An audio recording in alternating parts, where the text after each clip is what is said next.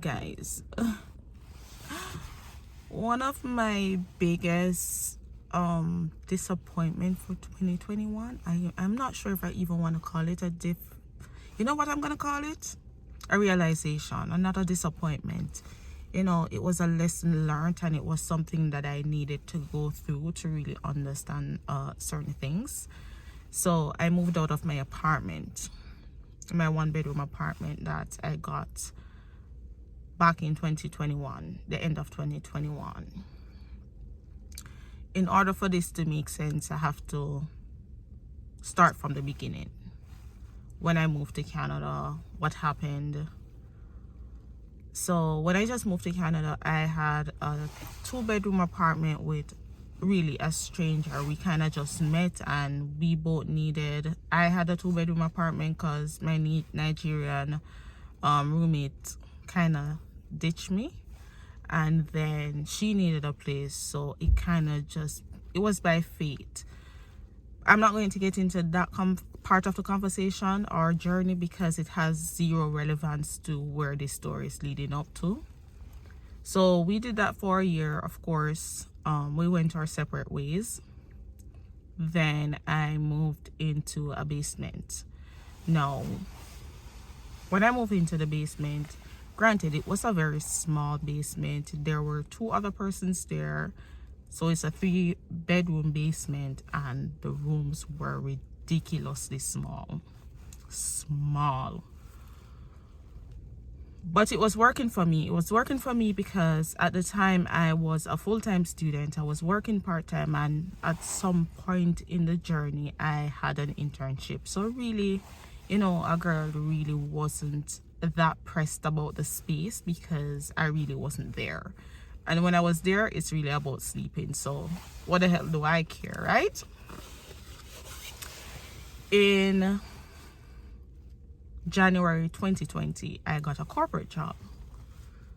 Probably tired to hear that. But anyways, it's a part of the story. I got a corporate job, and by 2020 March of that same year, COVID happened, and we were in a shutdown. And if you had the ability to work from home, which I did, we were sent home. And now the small space was becoming a problem to me because now I'm spending all of my time here, right? So it dawned on me that my income changed. So it in the grand scheme of things, it was like, oh, a girl can get a nice 1-bedroom apartment, and I don't have to deal with the element of roommates and landlord and stuff like that. I can be my own woman and boss. But I didn't make that move immediately. When I got the job, I took maybe from January until November before I moved into the apartment. That's how long it took me to transition, or to come to the realization that this is a step that I wanted to take. Boy. So the 1-bedroom apartment, just the rent was $1,200, and I had to pay for my hydro different. I had to pay for internet different, and those are the 2 other expenses on top of the $1,200 rent that I would have to pay at that time. And when I was living in the basement, it was $500 all inclusive, but you have to share the space. So I made the transition, and I moved into the 1-bedroom apartment. Financial mistake number 1. Taking a leap from moving out of a space that cost me $500 to move in a space that was going to cost me $1,200. Just in rent. Big mistake. On top of that, along the way, I got a promotion, and the promotion required me to be at work. At the time I was living in the apartment, I didn't have a vehicle. I didn't need to have a vehicle because a girl there work from home. It makes sense. Like, why would you buy a vehicle? So by April of 2021, I had to get a vehicle, and I did. and my insurance for the vehicle, didn't have car note, but my insurance for the vehicle is $300 a month. So you can see how these expenses are adding up really quick, right? So the vision that I had back before I moved into the apartment of it being manageable is becoming something that is not so manageable anymore, because, you know, a lot of my expenses are, you know, increasing. Like everywhere I turn, it was just increasing. Oh, I skip a part. When you move into an apartment, it's not furnished unless the apartment you're moving into is actually owned by someone else and they're subletting it to you for an extended period of time. They're going to work on assignment for 6 months overseas, and they want to rent it out to someone, and you're using their stuff. But essentially, apartments are not furnished. Then today went and got brand new bed set, a brand new mattress, box spring. You know, like a girl got brand new everything. A girl was living it up. Girl got a 55-inch TV, brand new. Girl got a sofa. Girl got a TV stand. When I was finished with this apartment, it was like out of a magazine. I kid you not. It really, really, really was nice and comfortable. That was financial mistake number 2. What I should have done was to leave the living room empty, get a bedroom set off Facebook Marketplace for maybe $500. Get a new mattress, because I don't feel like I don't want a mattress that was used. I want a brand new mattress. And leave everything and just be a minimalist. No, a girl never did do that. A girl did do the most, and in the moment, the decisions that I were making, that you know, nobody could tell me that I'm doing something wrong, right? A girl working her money, and I'm going to spend my money because YOLO. So after some period, maybe 6 months into the process, and then I got my braces, and I have to pay for that every month. I'm realizing that I've made a very, very, very big mistake. I did make a mistake, and several of them that, you know, impacted my financial capacity or capabilities. If I'm saving to buy a house, I just robbed myself of a whole year worth of, you know, money that I could have saved. And I really just blow the money, really. And I had to sit with myself in the moment to say, you know, I had to come to a certain realization that living by myself in this apartment is not going to work for the financial goals that I have set for myself.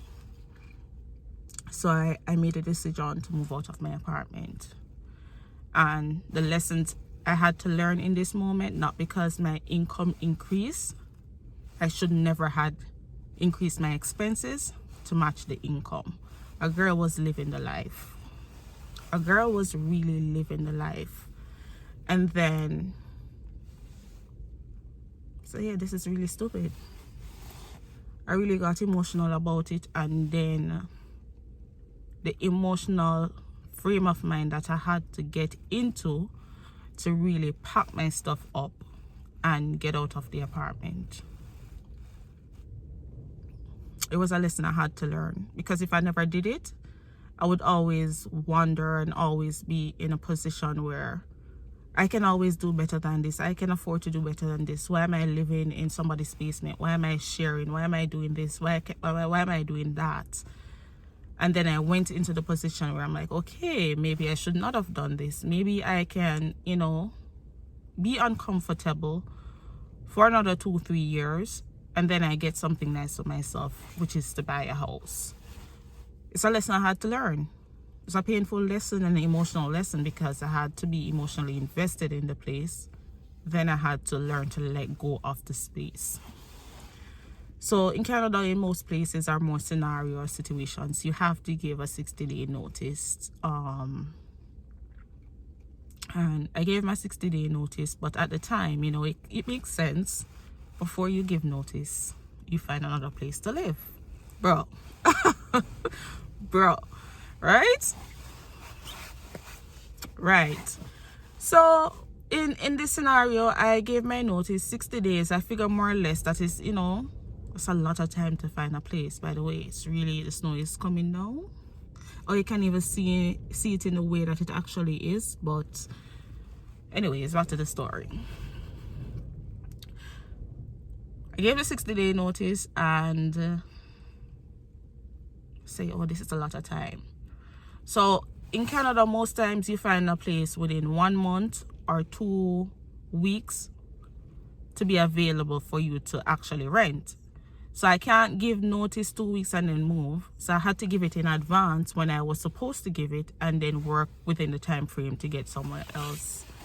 So this was the end of October, end of September. I need to move the end of October. Girl don't find no place. But in October, first week of October, didn't find any place. Second week of October, didn't find any place. We tiptoeing on the third week of October, and I found a little place. And up front I kind of knew it wasn't the ideal situation, but at the same time I was running out of time. So I was like, you know what, it's month to month. I can get in and get out as quickly as possible. I don't have to commit to a year's lease or whatever.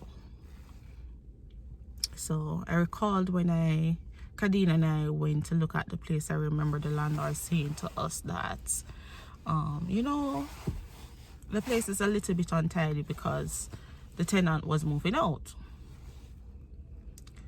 The tenant moved out, I moved in, and at the time I was moving out, a lot of things did not change in terms of, cleanliness. But, and this place that I found was a room in a house, and basically it had the landlord, which is a guy who was really ever there, and then there was the other guy who is a retired guy who is just always there. And when I looked at the place originally, I probably would not have accepted the place in my desperation. It would have been something that would have rubbed me the wrong way even more so had I met this guy. Not that anything is really wrong with him, it's just that he's a little bit talkative and he can be a little bit loud. I mean, probably he can't hear himself and him older, whatever. But for me, had I met this guy before I moved in, I wouldn't. I would take the chance and go somewhere else. Literally find somewhere else within less than 2 weeks. So I moved into the place. I really ever saw the landlord. I think I probably saw him once within the 2 months that I was living there, but I would always see the other guy. I mean, it could be 6 o'clock in the morning. I want to go and make some breakfast. But if I go and make some breakfast, this guy's going to talk to me. It's 6 o'clock in the morning. Bro, it's 6 o'clock in the morning and you're talking very loudly, and I just want to get something to eat and go about my business. Like, I want to come home in the evening. I want to make something to eat. The whole talking thing with me just not gonna work, because my personality, this kind of job that I do, when I get home, I literally want to be by myself. And you can live with people and still be by yourself. Like when I was in the basement, no one would speak to me, right? You wouldn't know that other people are living there. Everyone was so much to themselves and by themselves. Like, the basement did fine other than the size of it. That's the only thing. Then I realized that I was literally living out of my boxes. I'm paying $800 now, From $1,200 to $800. I don't know, bro. Like, that don't make no sense. That don't make no much difference to me financially, because now I'm living 20 minutes from work, when before I was living 10 minutes from work. So now I'm paying more in gas.